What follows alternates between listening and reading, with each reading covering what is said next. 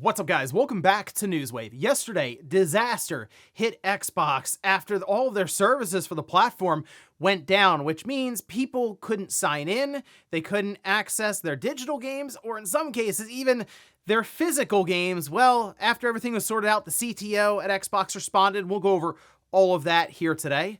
Also, we are going to be talking about GTA 6. As we know, it's going to be a code in a box, and it turns out there might be some drawbacks to putting that in retail stores. And we also have Sony again, this time though, with their handheld that seems like it's coming together. In fact, more and more updates are coming out for their games that seem to be hinting at this piece of hardware. We'll go over all of that and more. Guys, if you enjoy these videos, make sure you hit that like button. Helps out a ton. And if you're new here to the Spawn Wave channel, make sure you subscribe down below. Guys, we're every weekday morning, 8 a.m. Eastern time, here on YouTube and on Spotify. You can check it out either place, video and audio, going over the world of gaming news, trying to keep you up to date.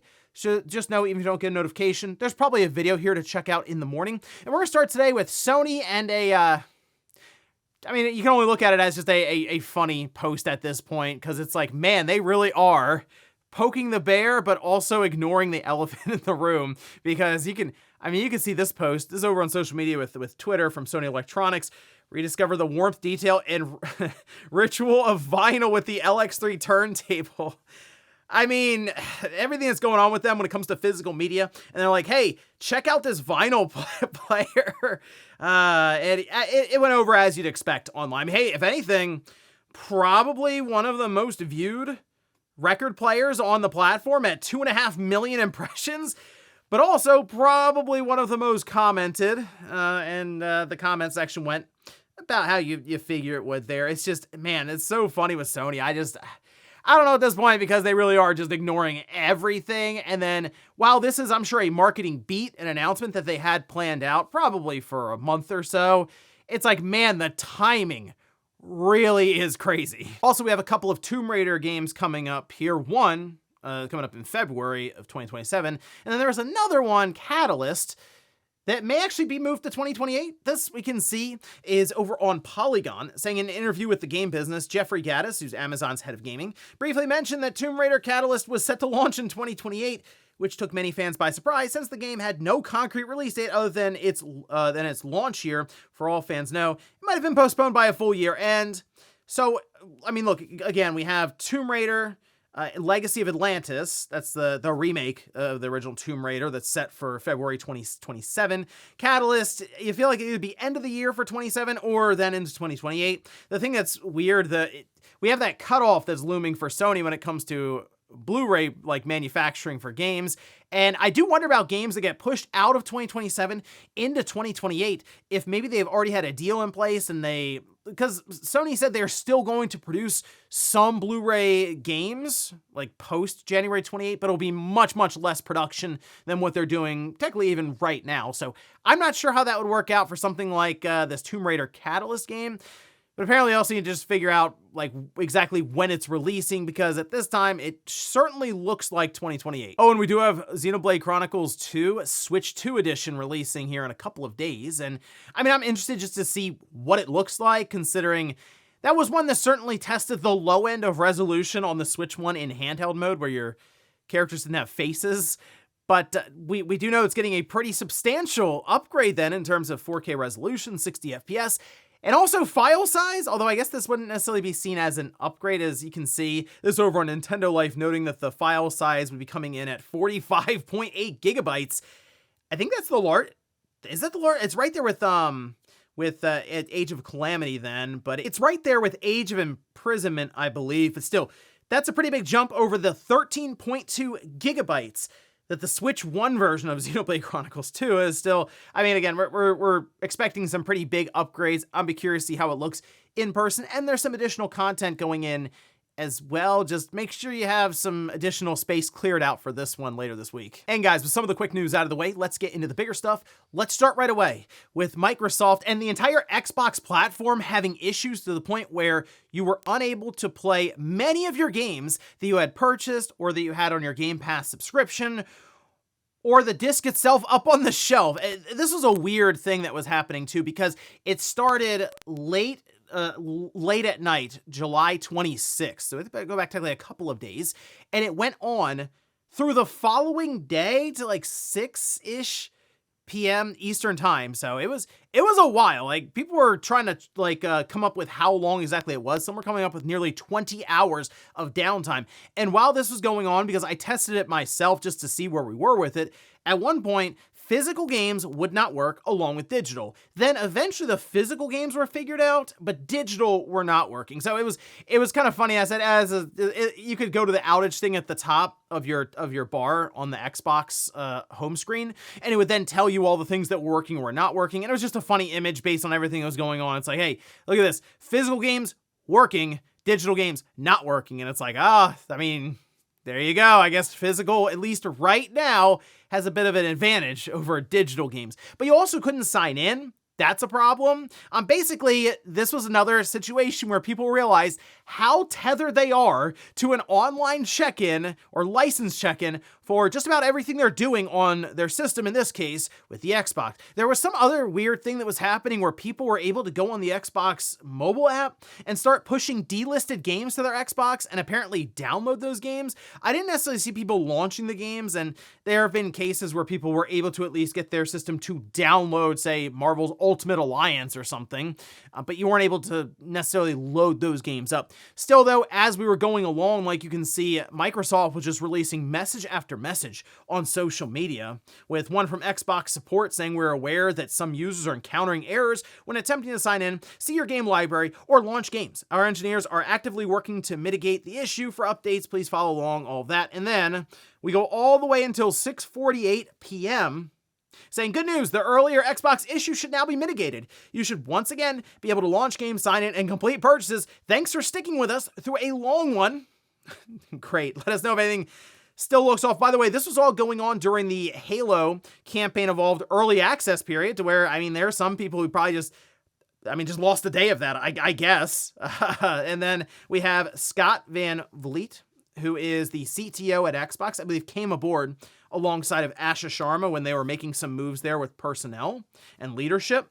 Now, he says, late last night, a licensing service that sits outside of Xbox, but which Xbox depends upon, began failing. This caused some sign-in scenarios to fail, and it caused many scenarios that require an entitlement check to also fail, such as listing out your full library and launching games that you own. It also affected several of our publishing and store partners who depend on those same systems, which is why some of you saw issues in specific games and not others. Now, they go on to explain how they worked around the clock to fix it. On-the-call teams were going crazy overnight trying to figure this one out. And then he also goes on a whole spiel about what they're going to try to do better in the future so that this doesn't happen again. But let's face it, outages happen all the time, so it'll probably happen again at some point. And it is interesting because we saw what happened with PlayStation Network going down for roughly 5 or 6 hours. And then here comes Xbox. They got to one-up them with a near 20-hour downtime for Xbox that actually was to the point where physical games wouldn't even work. And it's just,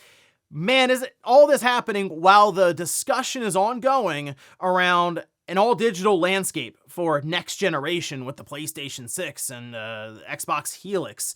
It's just, I've said it before, and I'm sure I'll say it many, many times as stuff like this happens.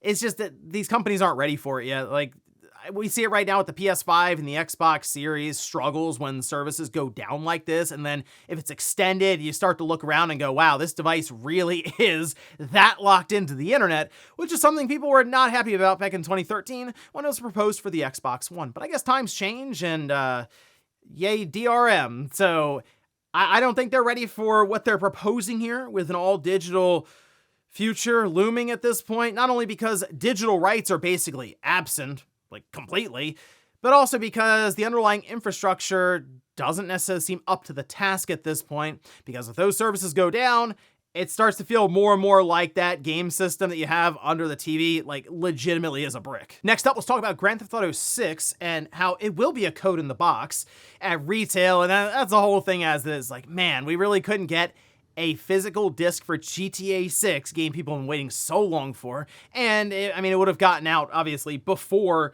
the cutoff, January 2028, but now they're jumping ahead of that, and we'll get the code in a box. Maybe they'll at least put a map inside of the case. We'll see. But at least in Japan, there could be some fine print that you have to double check. And in fact, we can see this was shared by Genki. Now, Genki had shared this previously, but it seemed like there was still some uncertainty around this until now, where he says, it has been confirmed that in Japan, the Grand Theft Auto 6 physical version download code in a box will expire after 170 days due to regional regulations.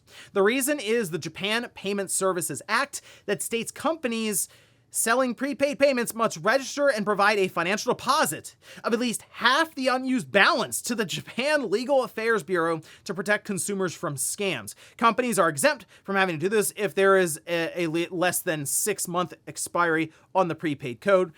I don't think Rockstar and Take-Two are going anywhere necessarily. Like, they're not going to go under or anything, and then people can't access their code that maybe they have, even honestly, like 5 or 6 years from now or something, going into next generation. I feel like GTA 6 probably going to do pretty well. Take-Two will print a bunch of money and, life will roll on from there. But in this case, it doesn't seem like they want to have any kind of deposit. So if you buy GTA 6 in Japan, you better access that code right away, or at least within 170 days. I feel like most people will when they buy it. I'm thinking more about the straggler copies that just stick around in I guess in a warehouse somewhere, and they finally make their way out to store shelves, and then, oh, wait a minute, it doesn't actually work because we got this thing in 8 or 9 months ago. The other part that was a little annoying, I'll admit, when I saw it, I was like, oh yeah, I get these codes will be region locked for the PS5. And I didn't even think of that. I said, man, because we were working away from region locking games. I remember with the Switch, that was a big deal for the physical games. Like, Nintendo actually put it up as part of their slides. Oh, these games will be region free now. And it's like, man, okay, we've gotten to the point where games are being like more widely available. Of course, you can order stuff, import them. If there's not a physical copy that you have, like I did it with Tokyo Extreme Racer on the PlayStation 5. I imported it, right? So it was really cool to do that on PlayAsia. It's like, great, I have the physical copy of the game. And here, let's say with digital codes, if it doesn't get a full release in your region, I guess you're just not playing it. And they're listing it out to where, of course, which region, and there's codes you'd have to go through on top of the code itself, or regional codes. And then I also think about like places in the world that don't have access to PlayStation Network. I guess you'd be going against terms of services to then make an account outside of your region to then get a region lock code for that. I guess I'll be saying it again. Yeah, they're not ready for all digital future, but there you go. I guess if you get GTA 6 code in a box in Japan, probably make sure you at least attempt to redeem that code within 170 days of purchase. Next up, let's talk about another update for PlayStation that seems to be hinting towards their handheld. And I'm really curious to see what the follow-up, I guess you consider the follow-up, even though it's, years and years later, a decade plus later, for the Vita. And I was using the Vita over the weekend because it turns out you can stream, as we mentioned here, the Xbox cloud-based games. I thought it was just weird to see these things functioning like Halo or Forza on the Vita. Technically, it functioned. It wasn't the best experience, but it did work. So I was looking at the Vita and I said, man, I am curious what Sony comes up with here. And when we see some of these updates like this one, for example, now this is for Horizon Zero Dawn Remastered. It's patch 1.09. And what does it do? Well, it introduced a new option. You can reduce power consumption by scaling back performance in supported games when enabled. And we have seen this get rolled out with these power saver settings for a ton of games. There are many first-party titles from Sony, third-party games even. Yes, some smaller titles. There are indie games where you look at it and go, probably doesn't need the full power of the PlayStation 5. So, you know what, if you want to save on, I guess, your electric bill, you can do that here. But I think most of us look at that and go, it's already plugged into the wall. I want the best possible experience for being tethered to the TV here. That's the idea of having we'll say a high-end console box, is that you are going to get all the bells and whistles of as much 4K 60 as you can get and HDR. So when you do the power saver settings and you're maybe having the frame rate down to 30 or cutting the resolution to 1080p or something, it doesn't really make sense to me, and I'm genuinely curious if anyone out there has a reason as to why they would be utilizing that, or why they are utilizing it now, if you are. Otherwise, though, I think it's a pretty clear sign that this is just them more or less working with developers. some of the constraints around lower TDP for a handheld, maybe turning off certain cores, again, lowering the power draw to the system, just as a way for them to figure out how their game runs in that setting. Now, we're also dealing with older hardware at the PS5, like Zen 2 architecture. So I think when the handheld shows up, that will have much, much newer architecture and probably access to a newer PSSR and upscaling techniques and probably better ray tracing. They should have better performance, but this is just them, I think, working around a certain profile that would be almost worst case scenario for the handheld itself. So whenever you see this pop up, just kind of look at it and go, okay, I see what Sony's doing here, and I think we're gonna, probably see the handheld and whatever their PS6 console ends up looking like in 2027, maybe around, see, GDC is where obviously a lot of developers will be talking about, but CES, even to kick off 2027, you might have Mark Cerny walk out on stage and just very, very calmly explain to everyone some of the cool things that'll be used, I guess, with them and AMD with this Project Amethyst. But I'm, at this point, more interested in the handheld than the console, because at least the handheld, I think it can fill, I guess, fill more needs in terms of convenience over just more 4K. And in our last bit of news, let's talk about a potential shadow drop during QuakeCon. QuakeCon will be happening next weekend, and we've seen this before where different games will actually just be randomly dropped,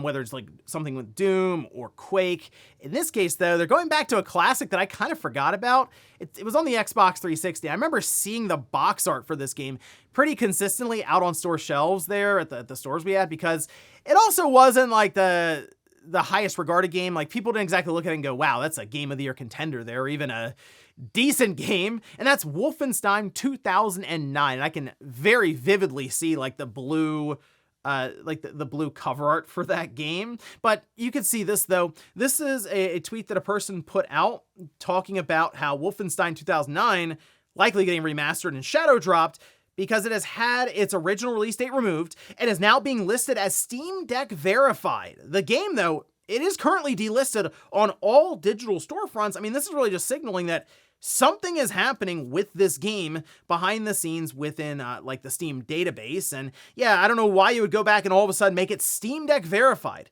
and start playing around with the original release date, removing it to prepare it for a new release date.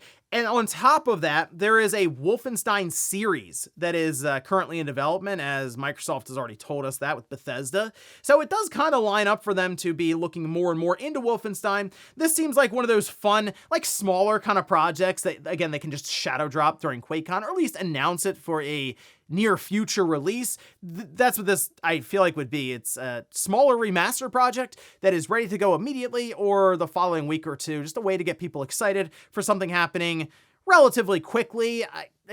Again, it's not a Wolfenstein game I look back on and go, man, what a classic.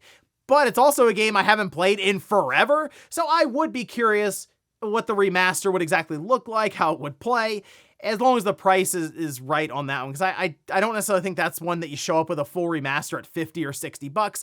I think the price has to be a little more reasonable for a game like that. But if you were a big fan of Wolfenstein 2009 back in the day, let me know down in the comments. And before we go to the comment of the day, we'll take a look at the poll that I posted up yesterday, where I ask, do you think Final Fantasy 17 will be more turn-based or more action-oriented for battles? Okay, so a lot of people believe it's going to be more action-based, and 29% say turn-based. So it looks like, at least for now, what we're seeing, Final Fantasy 7, like that whole trilogy series, Revelation, is going to be wrapping up next year. And so then you feel like 17 would start, you get rumblings of them showing that probably the following year, or even at the end, we'll say, of 2027. And during the recent Final Fantasy 14 convention that they had, there was some teasing that Naoki Hamaguchi could actually be working on Final Fantasy 17 along with closing out this Final Fantasy 7 remake trilogy, as Yoshi P kind of joked about it. And I think they've done a good job with the combat in Final Fantasy 7, the past few remake, Rebirth, and then Revelation, and they've kind of evolved it over time. Maybe we get something kind of similar to that, where you do still slow down time or even stop time completely, but then mix in action elements, because 16, I think for a lot of people in the Final Fantasy universe, went a little too far into action, and they'd like to see a bit of a mixture, I think. And that's what I believe we're going to get. Not full on turn-based, but also not full on action. It's probably gonna be somewhere in the middle, but I will say, if I had to guess, it might lean more towards turn-based than action. At least, maybe that's what I'm hoping to see. And we'll finish up with the comment of the day, as you're seeing here. This is from Brussels Sprout, who says, nobody knows how protests work. If you give an end date to your protest, the company being protested just has to wait it out. Yeah, I guess that's a good point. I guess you would normally just keep protesting until you get some kind of response from, I guess, the people you're protesting against. So Sony's, I guess, at least gonna look to see, and okay, I'm sure they're at least aware of this, what's happening. They probably will look and see, like, all right, let's take a look at the numbers as this is ongoing, as they will have, I mean, minute-to-minute updates internally in terms of data and telemetry to see if people really are turning off their system, if they're not buying. Or, unfortunately, what this could end up doing with this blackout is show Sony that there's really not enough online to really move the needle for them. In terms of, like, tangible results, it's still loud online. They showed off Record Player, and the comments, none of them were about the Record Player. So it's still difficult, I feel like, for them to advertise, more so than, obviously, before they made that announcement. But in Sony's mind, that's only going to go so far. They do need to see a hit to their bottom line, and I don't really think that's going to happen necessarily until they start having to sell an expensive PlayStation 6 and probably an expensive handheld, but that also maybe more so because, man, this stuff's expensive, and the PS5, yeah, it still works just fine for me. And ladies and gentlemen, that's gonna do it here for Newswave. If you enjoyed this video, guys, hit that like button. If not, hit the dislike. Leave comments down below about everything we talked about here today. If you missed yesterday's Newswave, I'll leave it up here in a card. Or maybe you wanted to hear more about just the overall discussion past week of video games with Splatoon Raiders and Halo, and obviously the whole thing around Sony and physical media. We did an entire podcast on that, and I'll leave right below. Thanks, guys, for watching, and I'll see you next time.